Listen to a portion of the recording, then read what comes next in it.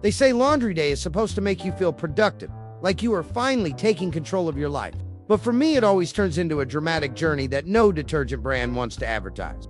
It was just me and Milo, my yellow Labrador, who believes he is the CEO of the house.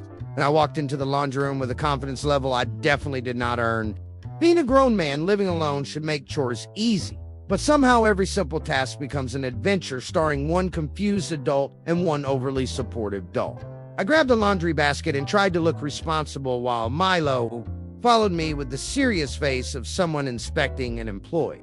I dumped all my clothes into the machine, proud of myself for making adult decisions before noon. Milo sat beside me watching as if he expected the machine to explode. I reached for the detergent bottle and the lid slipped right out of my hand. The blue liquid splattered across the top of the machine, down the front, and onto the floor in a slow, dramatic slide. Milo leaned forward, sniffed it with deep curiosity, then backed away like he had just witnessed a chemical weapon. I grabbed paper towels and wiped the mess with the speed of a man pretending everything was under control, even though it clearly wasn't tea. After cleaning, I hit the start button and the machine made a noise that sounded like a spaceship taking off. Milo's ears perked up and he stared at it like it was alive.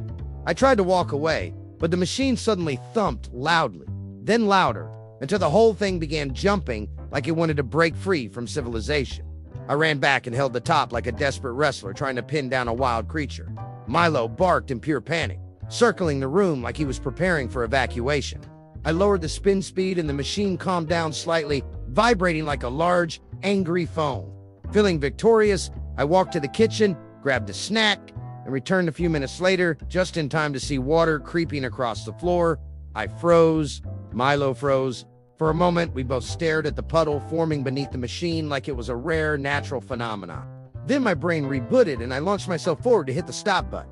Water kept dripping out, making the situation look like the machine was crying about its life choices. Milo gingerly poked the puddle with his paw and looked at me like I caused all of this, personally.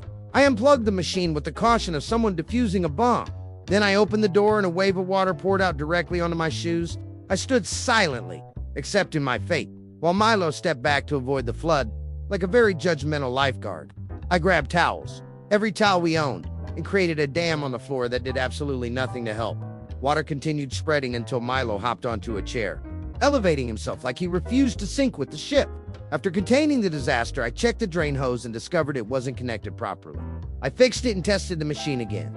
It made a sad noise, but at least it wasn't flooding the room anymore. I threw the soaked clothes back into the basket and carried them outside to dry in the sun, dragging the heavy load while Milo trotted beside me, offering emotional support.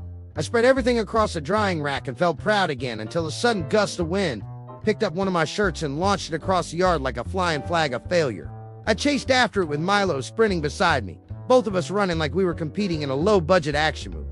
I finally caught it right before it landed in the neighbor's yard, and when I turned around, Milo was rolling in the grass, acting like this chaos was the best entertainment he had ever seen.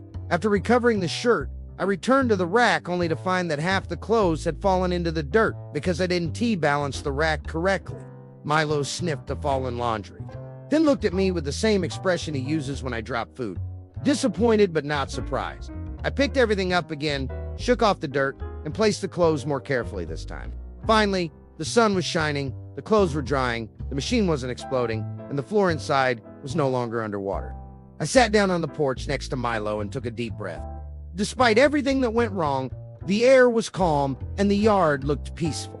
Milo rested his head on my knee, and I couldn't help smiling at the ridiculousness of the day. Now, when people ask how laundry day went, I tell them the truth. I battled a rebellious washing machine, flooded half the room, chased runaway laundry across the yard, and survived with the help of one loyal Labrador who judged every choice I made. And somehow, the chaos made the day better. If you want more comic-style stories like this, follow for the next one.